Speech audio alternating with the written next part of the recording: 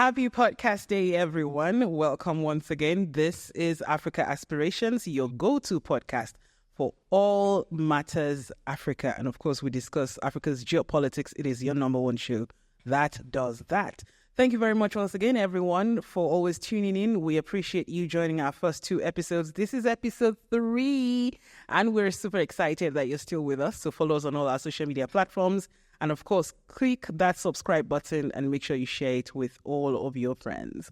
All right, my name is Fola Folayan as usual. I'm your weekly host, and I have the usual suspects with me. They're Africa's best minds on geopolitics. To my right, Lonzen Rugira. Hello, Lonzen. Hello, Fola Folayan. It's great to see you. You always have to call me with my full name. Yeah. Like you said, Nigeria, my government name. That's it. David Hundeyin joining us from West Africa. Hi, David. Hi, Fola. Good to see you. Levi Kabwato from Southern Africa. Hello, Levi. How are you today? Hey, Fola. As soon as I can pronounce your government name, rest assured I'll be calling you that as well. I can give you capacity building for that. Oh, my gosh. And today we do have a guest joining us from the Horn of Africa, Mohamed Kheir. He is a PhD, both an author and a researcher based in Norway. Hello, Mohamed. Hi, hello. Hello, everybody.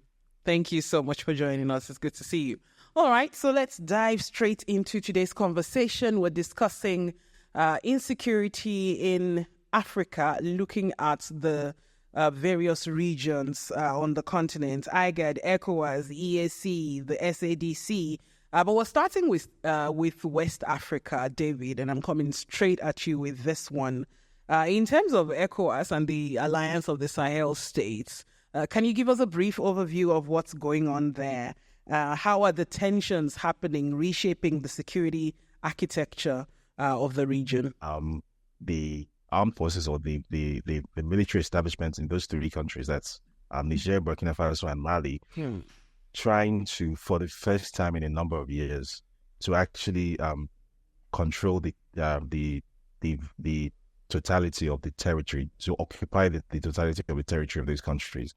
For going on to 10 years now, especially in Mali, it's been the case that the government has controlled less than 40% of the country. So the government in Bamako has been basically the government of Bamako. And something similar in Niger, where a large part of the country has been ungoverned territory.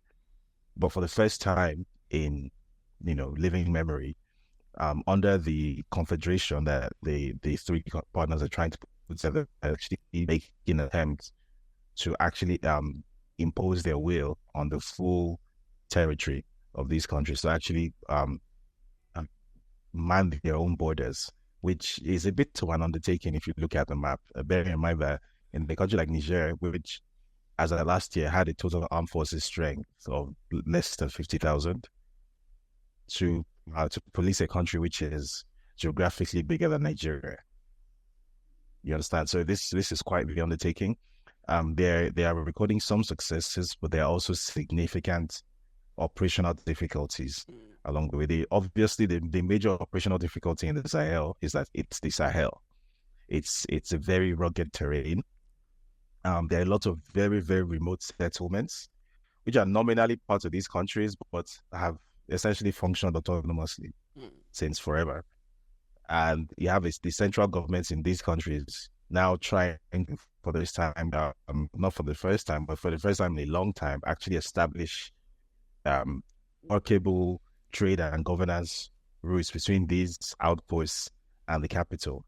They're suffering terror attacks amidst all of this because ever since the if you like, the occupying presence of the French and American soldiers in these countries was removed, some of these terror organizations have very curiously, for some reason, become emboldened and somehow very curiously become very suspiciously well armed, and seem very, very insistent on specifically taking on the government, the military of these countries, not necessarily just carrying out random terror attacks anymore, but actively trying to to engage in insurgent warfare, irregular warfare, specifically against the government.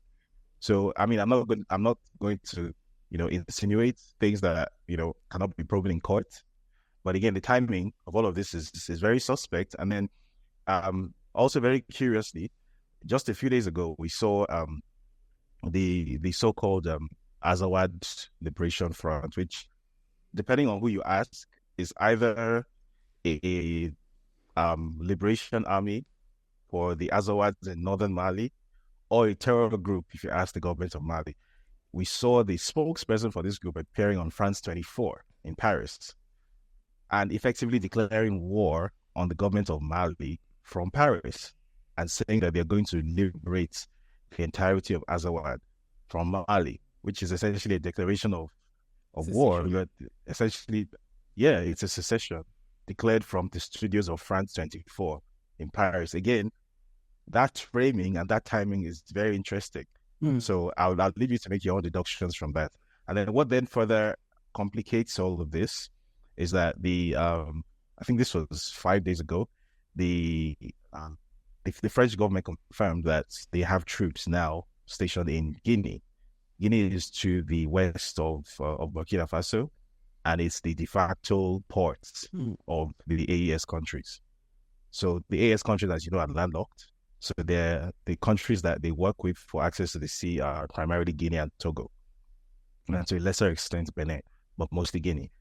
And now the French government has confirmed that they now have troops stationed in Guinea, and not just in Guinea, in eastern Guinea, close to the border with Mali, right? Close to the border with Burkina Faso. So what are these troops doing there? And then again, as you may or may not be aware, the French have a battleship stationed off the coast of Abidjan, Cote d'Ivoire. So, I'm going to leave 2 and 2 and leave you to reach your conclusions from that. But clearly, there are certain elements that are trying to move the chess pieces around to potentially create the basis to start a war. So from what you have just described now, it seems like a theater has been set in place, which brings me to a quick follow-up question before we move on to the Horn. What is the role of ECOWAS in all of this? Because you've really touched on, all of the external parties, especially France, and their involvement in all this through stationing, their war machine all around. And what is ECOWAS saying as a body? What is the role of ECOWAS in all this theater playing out? So what ECOWAS should be doing, but that regardless of whether ECOWAS does or does not agree with the style of governance that is in these countries, they are not democratic, or they're democratic, they're military, they're not military. The fact that these countries are suffering a heightened level of suspiciously well-coordinated and suspiciously well-armed terror activity, and that some of these terror groups are essentially being given the red carpet by foreign actors. And being given a platform.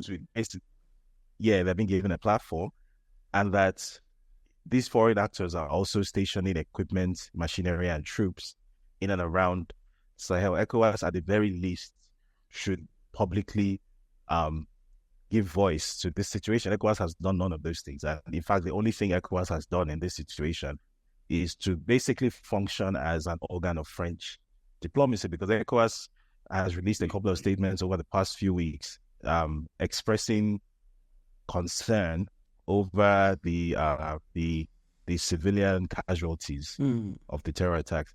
So essentially, what the script that is being written, or the script that is being acted out by ECOWAS and these foreign actors, is essentially that the governments in these countries are helpless against terror attacks. The people in these countries need help, and potentially it will be up to ECOWAS and or foreign partners to then liberate, basically, to protect these poor, suffering Sahelian civilians whose lives suddenly matter, even though they never mattered before. So, and if you're familiar with how this is called responsibility to protect, or R2P, how I was the British to invade Libya and destabilize the entire top half of Africa in the process in 2011, a similar script is basically being played out, and ECOWAS is basically playing right along with it. which only makes the points of that the AES countries have been trying to make. Whether or not one agrees with the point that they're making, but this makes their point for them that ECOWAS is acting primarily in the interests of the organizations that fund ECOWAS, which, tend to, come from a certain European country that shall not be named, as against the interests of the constituent member states of ECOWAS. So here we are. All right, let's move on quickly. I'll come back to you, David, but I want to move to you, Mohamed, right now. The powers in your region, Eritrea, Ethiopia, is it true that the competition for influence in those regions has kind of like created a negative impact in that region? What do you think?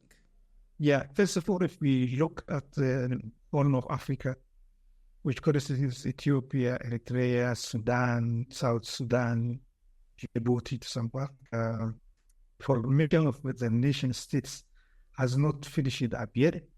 So in the last 30 years, we have at least 3 new entities like Eritrea, but after the war of liberation, there's Somaliland separated, and it was a colony of the British, while Mogadishu was a colony of the Italians, and we have South Sudan as a new country. So within that perspective, what happens today is that if we look just at Eritrea and Ethiopia, let me start with the latest. In a meeting with the senior Prosperity Party members, cadres in Ethiopia, in a city called Adama, Abiy said, and this has been reported, it was not a public meeting, it has been reported by many media, which gives credibility to what he said and also follows the pattern of what he always says. So he said, if Eritrea confronts us, he said, or if SS confronts us, he spoke very badly of his collaborator, the resisting rival. And then he said, if he confronts us, we will turn Eritrea into Gaza. Like Gaza was a good example to keep. But this also goes with the pattern of what he says, like for example, during the Tigray war, he was calling the TPLF, sometimes the Tigrayaans as weeds, as cancer, etc. So that is the stage. This has been just recently, and we have Ethiopia, who is at home with its own people the last 5 years since Abiy came. And I say Ethiopia is an empire in the state of formation. Like it has developed by subjugating many other peoples. There are something like 80 ethnic groups in Ethiopia, while the 2 main major ones are the Amhara, the Oromo and the Amhara. And there is a war going on now. The war has been going on, simmering slowly in the Oromo region. And then now we have a war going on in Amhara region too. And there's also a new dynamic in Tigray. The TPLF has almost split into two groups. And the Syrian federal government is playing into this. And this is playing together with Eritrea and Ethiopia in a way that Getachew Reda, who is the current president of the interim administration set by Abiy, is thought to be very close to Abiy. And Debrecen is not close to Abiy, so he may be close to Eritrea. And it has been revealed that there has been discussions between the TPLF and the Eritrean regime. At least 2 or 3 meetings have been held. And this has been disclosed. So many secrets are coming out. So there is another dynamic. And still Eritrea occupies parts of Tigray along the border with Ethiopia, which they consider it was given to them by the decision of the Boundary Commission, by the UN Boundary Commission in 2000. So I'll stop here. Maybe we can go later next. Thank you very much, Mohamed. And it's time to go to the Great Lakes region. Lonzen, what can you tell us about what's going on between Rwanda and the DRC? What are the various objectives of, the parties involved?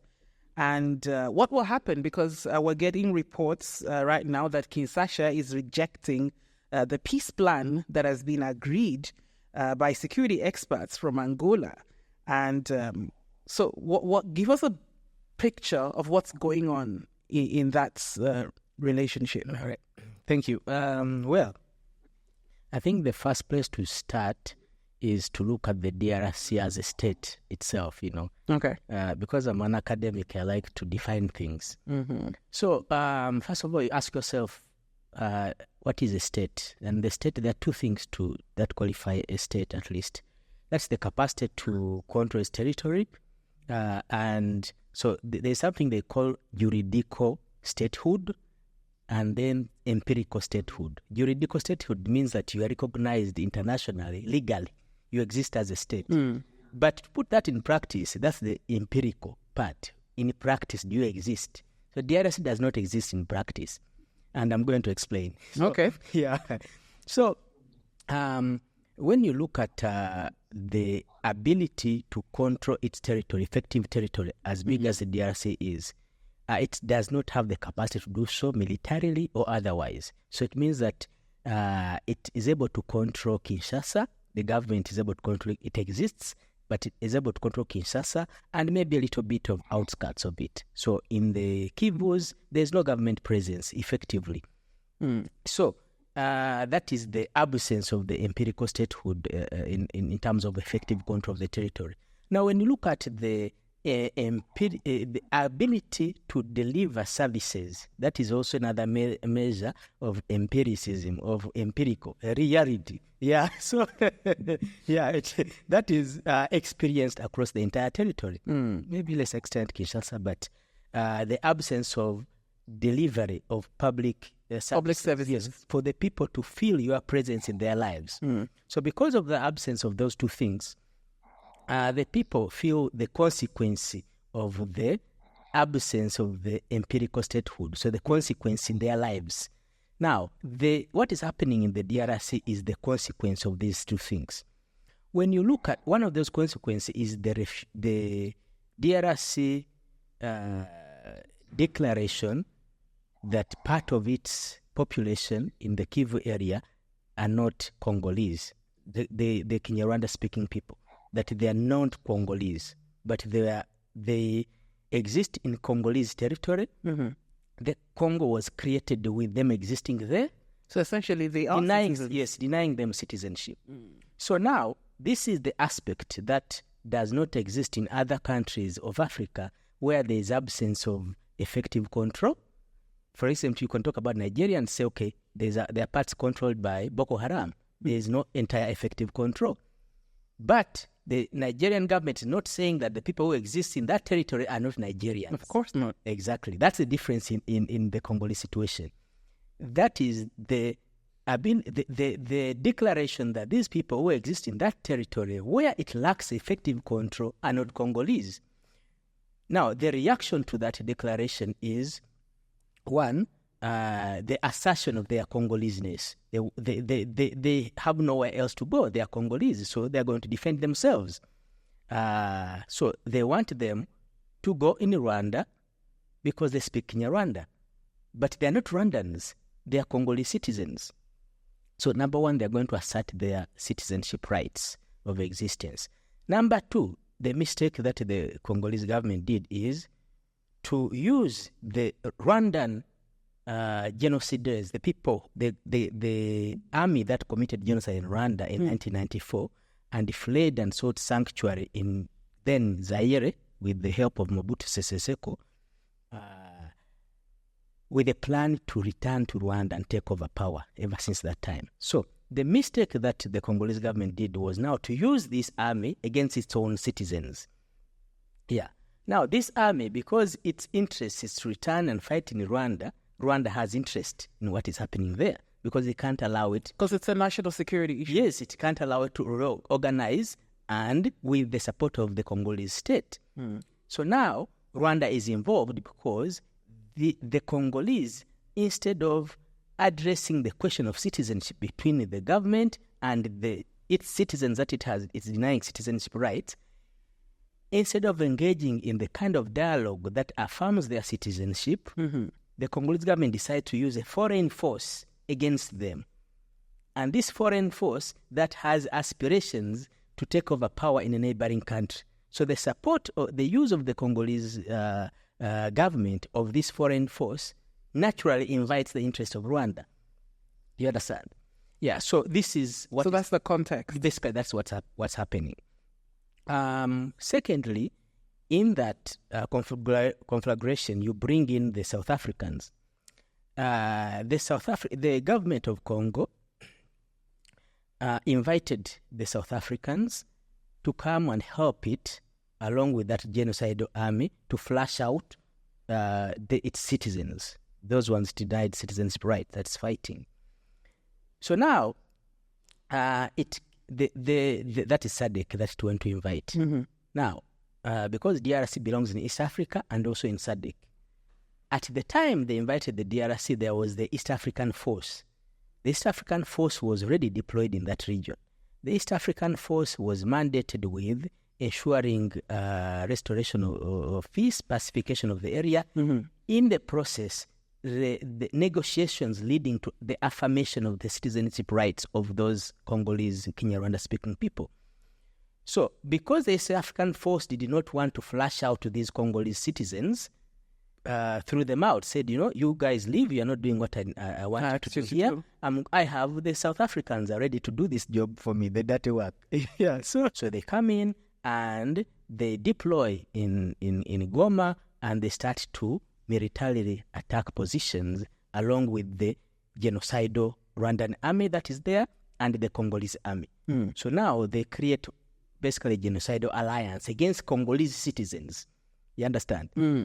So now, I think Levi will explain to us how a South African army comes to fight to flush out Congolese citizens out of their country. So I think Levi will explain that to us later. Yeah. But basically, this is the situation that is there. And so the regional security that comes out of there is a direct response in the choice of the Congolese government to not only refuse the cooperation of the East African community and the dialogue with their citizens, but to choose to attack them and defeat them militarily, which they're unable to do themselves, but they're unable to do even with the support of a foreign army. And now the decision to use a foreign army that has aspirations of removing the Rwandan government naturally makes the Rwandan government interested in that conflict. Which brings me to the question: how does Angola come in here? And let's talk about the agreements that was supposed to happen and the Congolese government pulling out of that agreement. Yes.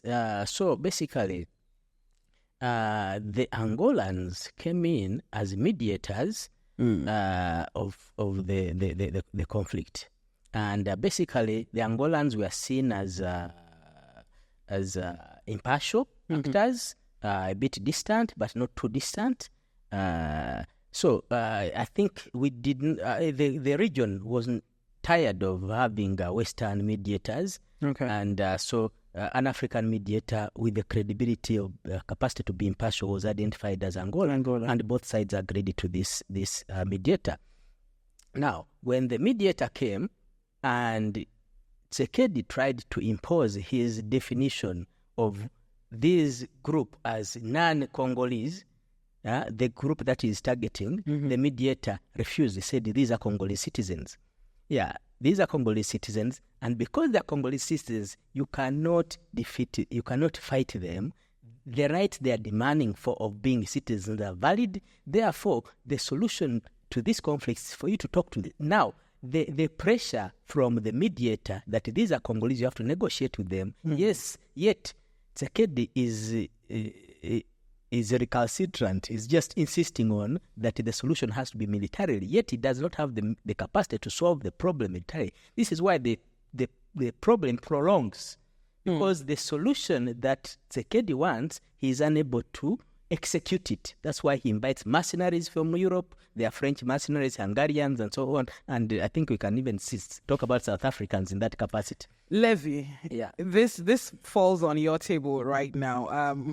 What do you make of the position? You have Angola on one side playing mediator. You have South Africa on the other hand, offering, military support to these people and their genocidal forces. What do you make of this? And what do you think of, taking a neutral stand on this matter? All right. No, thanks a lot. I think the safest answer to say is that it's complicated. Indeed. No matter on which side you are. Perhaps to then say the situation in the DRC has been long-standing, but it has also then affected other states, particularly within Southern Africa. So the SADC mission that's currently in the DRC, as Doc rightfully says, it's a 3-state mission, South Africa, Tanzania, and Malawi. But with South Africa obviously contributing the largest number of troops, just under 1,000, I think around 2,900 troops from South Africa. When the deployment happened, the South African government said this was done to obviously promote peace in line with the SADC protocols, also in line with some of the AU protocols, particularly the AU campaign on silencing the guns. But it was also meant to protect South African interests in the DRC, and that much has been made known by the South African government. So post, the civil strife within the DRC, there has been, rebuilding efforts, and several South African companies have actually taken part in the DRC's efforts to rebuild the country. So the other point to make then is obviously SADC sanctioned the mission to go, but as Doc rightly says, this was actually part of the DRC government insulating itself from the departure of East African force at the time. But I think it's also very important to mention that at the time this is happening, we have to put it in context, particularly, and I'll come to Angola just now. The context here is that the DRC has benefited from intervention from several Southern African countries. So in the late 90s, you saw Zimbabwe, for example, sending a heavy military presence in the DRC to help the government of Laurent Kabila. Again, this is also one of the instigators of the collapse of the Zimbabwean economy, was actually because Zimbabwe was heavily invested at the time.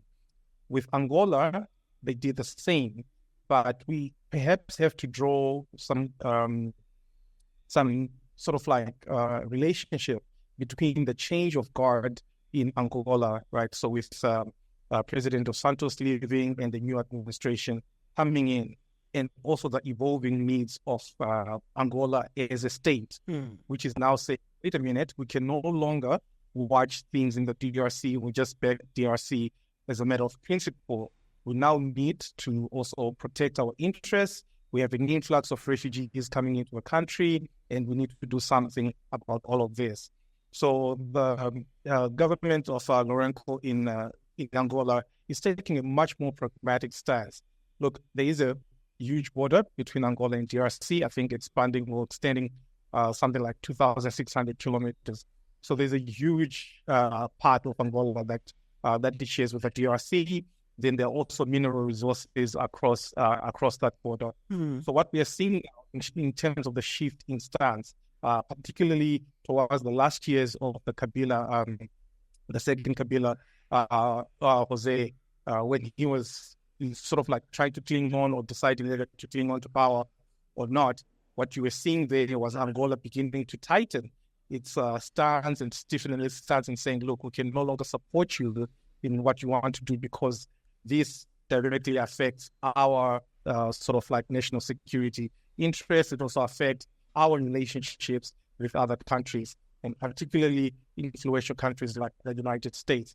So there is a lot of, so this is my final point. There is diplomatic pressure that's coming in as well via South Africa, from the US, from the EU, France as well, to then say, how can you actually resolve this question, or how can you push a diplomatic stance? But remember, the question here is that the African Union, SADC, and other RECs, regional economic communities, have taken the stance to say, African solutions for African problems, and they really want to put that across. And one of the countries in Southern Africa that is doing this seemingly so well is Mozambique. Again, the problems in northern Mozambique have got their own intricacies and complications, but Mozambique has taken the stance to say we will try to find African solutions to what's going on. How you see the Rwanda force coming in, some tensions as well with the Southern African force that's being sent there. So, I mean, over a period of time, obviously diplomacy is going to win. South Africa is quite heavy on the diplomacy. They really want to insist on diplomacy, but at the same time, the reality is that there has to be a force that's in the DRC at the invitation of the DRC and at the sanction of the Southern African development community as well. Interesting that you did mention, African solutions to African problems. And I'm going to throw this question, to everyone on the panel. You can just pick it up from wherever you want to pick it up. We've all looked at, all the regional insecurity issues, and there's a common thread, I don't know if you're noticing, and which is foreign influence in all of the regions. We have regions with foreign military bases, stationed around. We have regions where foreign mercenaries are being invited in. What's your take on this foreign influence? Would you say that they're helping to diffuse tensions, or helping to, what's the word now, peacekeeping missions?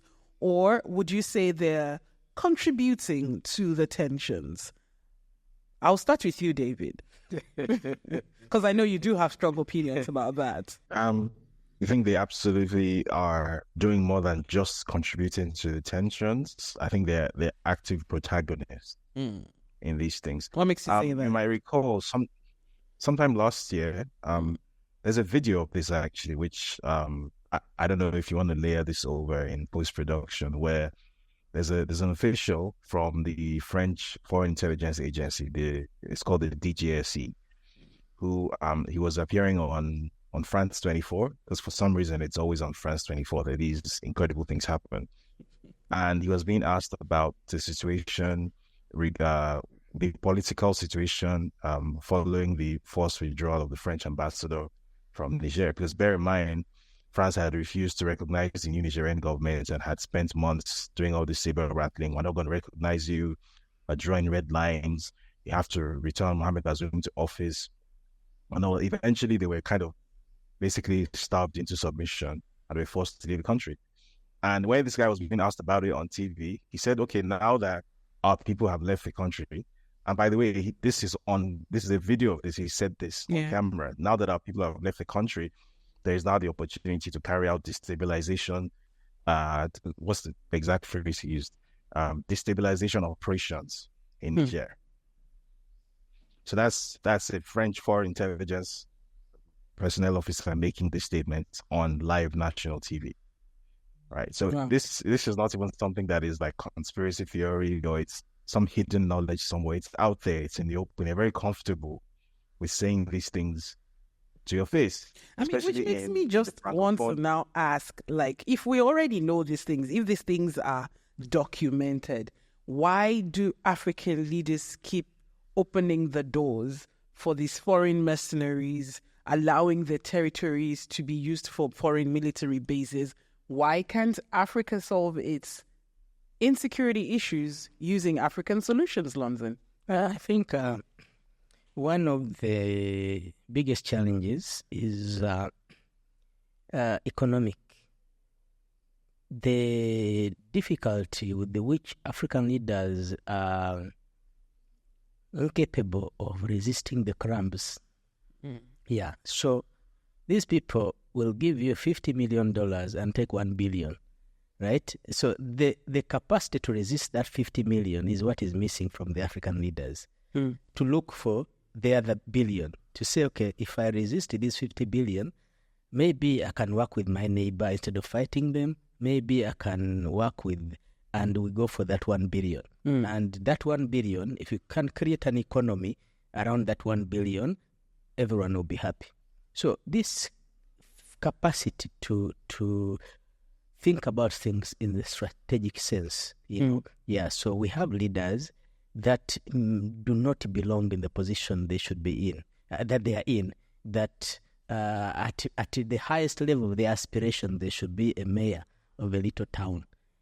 But they find themselves in the offices to which it's just too heavy for them.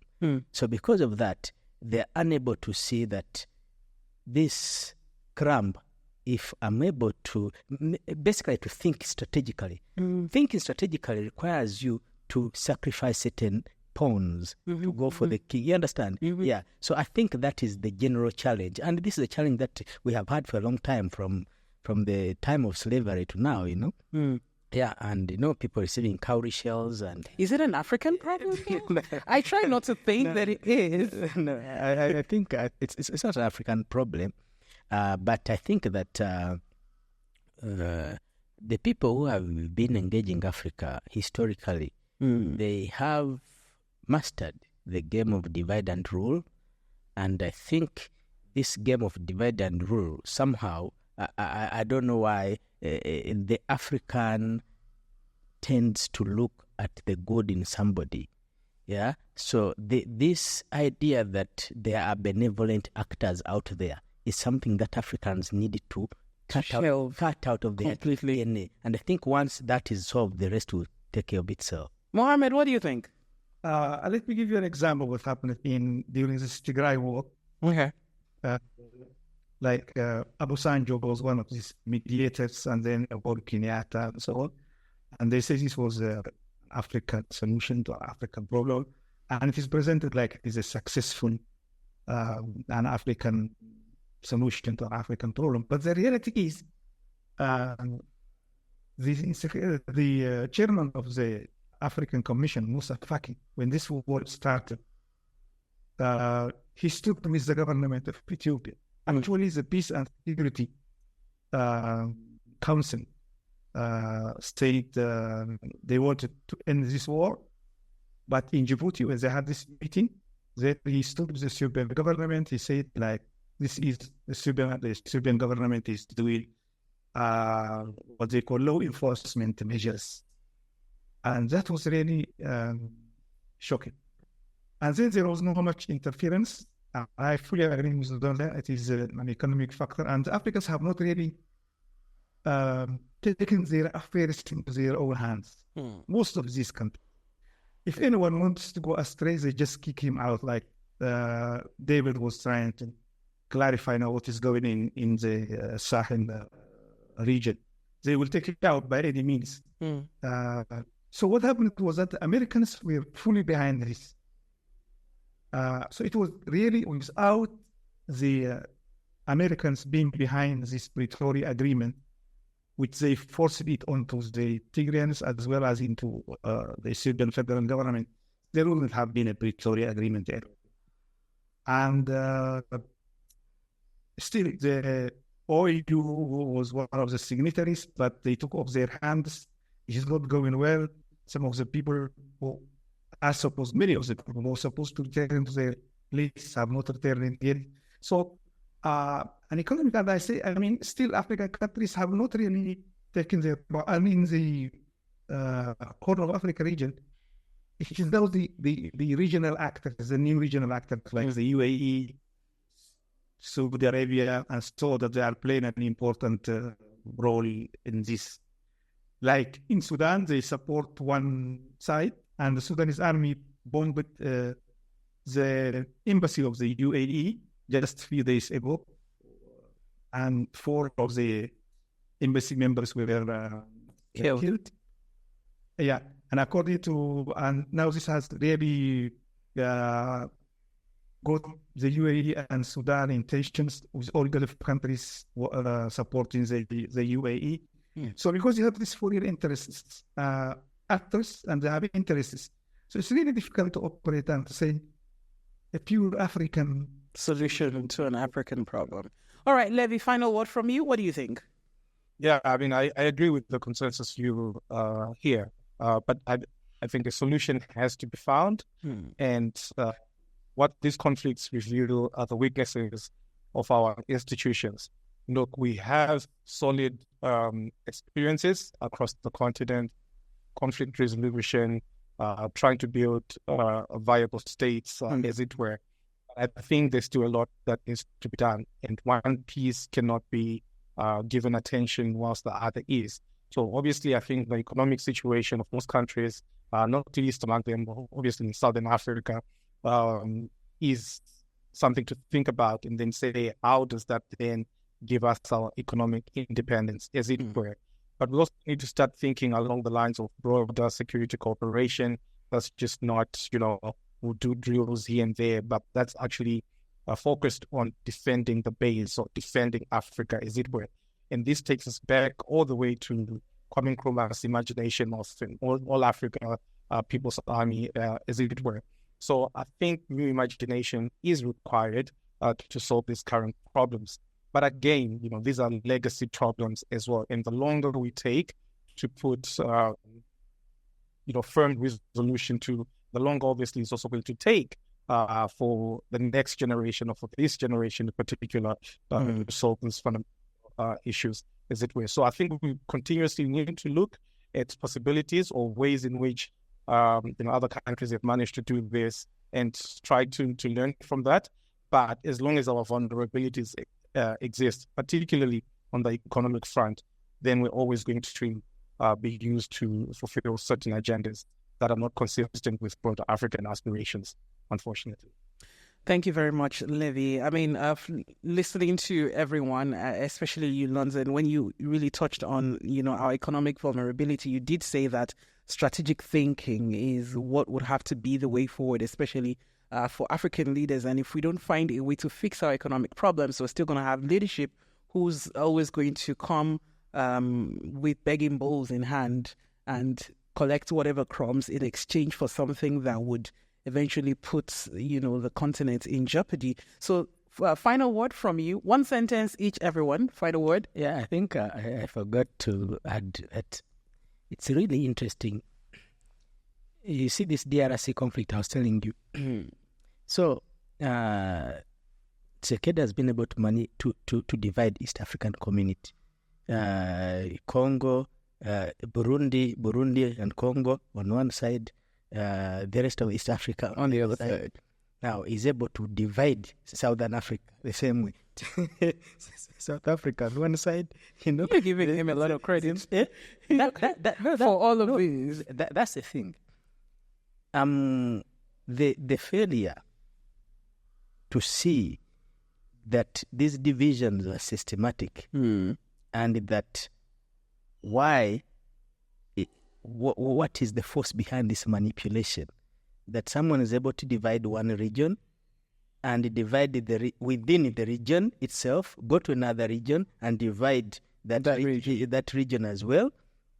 And the solution that mediator after mediator puts on the table, someone says, I'm not going after, I'm not.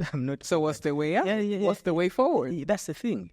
And a solution is unable to be found, regardless of a consensus from East Africa, from Southern Africa, regardless of the consensus of the mediator of East Africa, mediator of Southern Africa, that someone is able to say, no, I reject that consensus, I'm not going to execute it. And the person saying so is not even relying on their capacity to refuse. They are relying on someone else. This is just, you understand?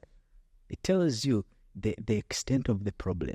And actually, I want to talk like David said.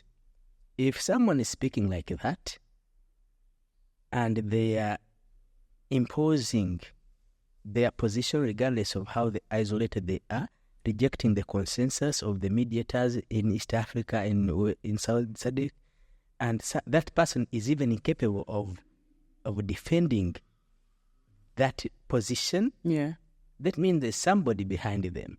There's a powerful force that is making them behave that way. So, like David says, I'm not going to name who that is, but I will also put 2 and 2 together.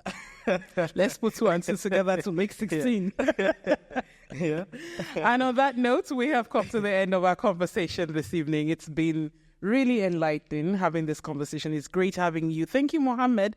I do hope that whenever we call on you again, you're going to come back to Africa Aspirations. All right? Yeah. Thank you, David. Thank you, Levi. I just want to add one sentence. Sure. What we call an African problem, the definition I think is wrong. It is not really an African problem. It is a foreign problem, or it is a mixed problem. So it can't be solved that way. So, but we have to use our own capacities and traditional methods and so on. Thank you very much. I mean, in as much as the problem is happening within our territory, then it becomes our problem in one way or the other. Thank you, David. Thank you, Levi. Ladies and gentlemen, boys and girls, we've come to the end of our podcast for today. We'll see you again same time next week. Don't forget to subscribe to Africa Aspirations. Goodbye.